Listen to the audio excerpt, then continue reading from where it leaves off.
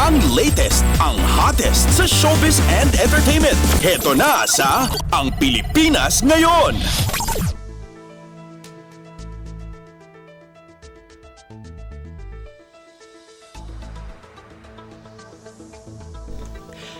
Hello! Magandang araw sa ating mga chismoso at chismosa na nag-aabang ng ating balitang artista. Nandito na ulit si Mama JT para maghatid ng mga trending na balita sa mundo ng showbiz. O ito na, ang ratsyata ng mga chika. Ito aminado ang kapamilya heartthrob at batikang aktor na si Piolo Pascual na kahit siya ay believe sa one and only son na si Inigo. And ibinandera mismo ni Piolo ang kanyang pagkahanga sa isang Instagram post kasabay ang pagdiriwang ng 26th birthday ng kanyang anak.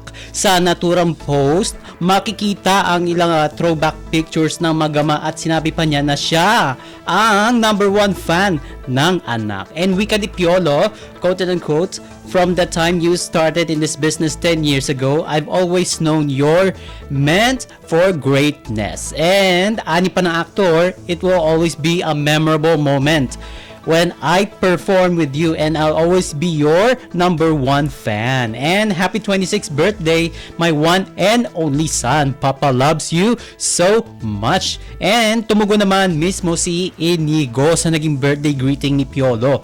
At sinabi niya na thank you pa, love you.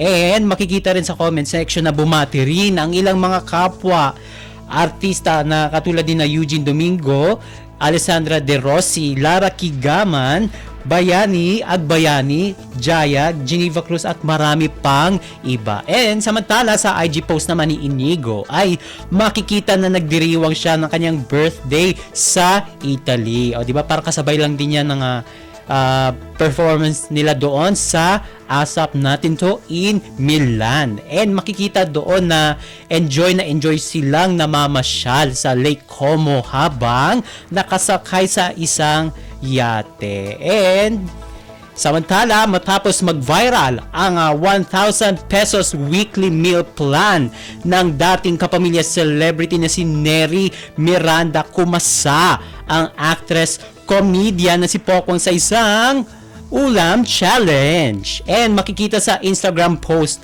na ang komedyana na marami-rami ang nabili niya sa halagang 1,000 piso. And karamihan sa mga ito ay ang mga gulay at wala pang kahit anong karne. And nabanggit din ni Pokwang na hindi pa siya sigurado kung ilang araw ang itatagal na mga pinamili niya sa palengke. And sa inyo sa video quote and unquote, so ito yung 1,000 peso challenge na pang-ulam. Hindi ko lang alam kung ilang araw tatagal ito. Ito sama-sama nating i-breakdown ang mga pinamili ni Maring Pokwang sa 1,000 piso.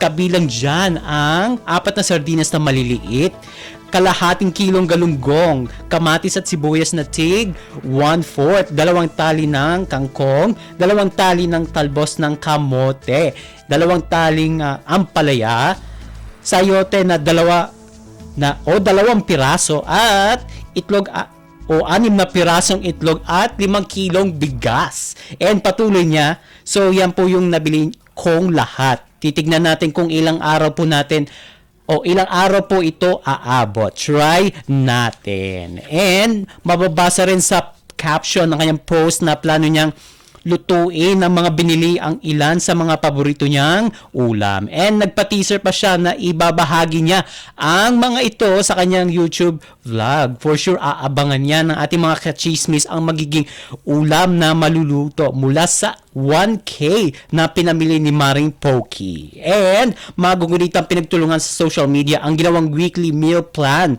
ni Neri na ayon sa maraming mga kachismis natin ay hindi daw makatotohanan. Pero pumalag dyan ang wais na misis at iginiit niya na sample lang naman ang kanyang binigay upang magkaroon ng idea kung paano makakatipid sa pagkain. And ipinaliwanag din niya na kaya umabot ng 1,000 pesos ang budget ay dahil may alaga na daw siyang manok. Kaya libre niyang nakukuha ang mga itlog. At mahilig din siya magtanim kaya hindi na rin niya kailangan bumili ng mga gulay at prutas. And humingi na din ng sorry si Neri sa ating mga ka-netizens o mga kachismis natin dyan dahil marami nga daw ang nabigla sa sample at ipinangako na maglalagay na siya ng mas detalyadong mas detalyadong meal plan kung saan makikita na ang presyo sa bawat ingredients. And samantala, makalipas ang 14 years mula nang maban siya sa engrandeng event ng ABS-CBN Ball ay nakatanggap na ulit ng imbitasyon si Baron Geisler mula sa Kapamilya Network at mukhang handang-handa na ang batikang aktor sa kanyang pagbabalik sa taunang ball. And sa Instagram, masayang ibilandera ni Baron ang screenshot kung saan makikita na kinumpirma na niya ang kanyang attendance. And kalakip din yan ang caption kung saan ibinahagi niya ang rason kung bakit siya naban sa event. And wika niya sa IG, quote and unquote, "It has been more than a decade since I was invited to the ABS-CBN Ball due to my bad behavior during the previous ones." And dagdag niya ha, "Now I am humbled and grateful for that they welcome me back with open arms." And sinabi rin ng aktor na excited siyang pasalamatan sa personal ang lahat ng kanyang mga boss at syempre makasama ang ilan sa mga katrabaho at kapwa-artista sa event. Saan niya sa post, "Can't wait to thank the bosses personally and to have a wonderful time with my colleagues celebrating each one's achievement with #grateful, best food forward, and God is good." And sa pamamagitan naman ng kanyang X account, nabanggit niya kung gaano kahalaga sa kanya ang imbitasyon kasabay ng pangako ni Baron na hindi niya sisirain ang tiwala at tsansa na ibinigay sa kanya. And mensahe niya sa tweet, sobrang salamat for His glory. Sober party for me so I may relish the moment. At hindi ko talaga ito malilimutan. For 14 years ban, now okay na po. Thank you, Lord. And anya pa, "This means so much to me, this invitation. I won't mess it up." Syempre, marami sa ating mga kachismis ang natuwa sa good news ni Baron at mayorya sa kanila ang nagpahatid ng pagkatawa at pagkasabik na makitang muli ang aktor sa nasabing okasyon. And for your information ha mga kachismis, ngayong Setyembre na ang ABS-CBN Ball. And for sure magtitipon-tipon ang mga bigating kapamilya stars sa pinakaabangang event kung saan ipinagdiriwang ang kanilang achievements sa entertainment industry. And ito yung first comeback ng engranding gala ng network kasunod ng mga naging hadlang na dala ng pandemya at ng tanggihan ang network ng broadcast franchise noong 2020. And OMG, wala na tayong oras para sa ating balitang artista. Maraming salamat mga ka-chismis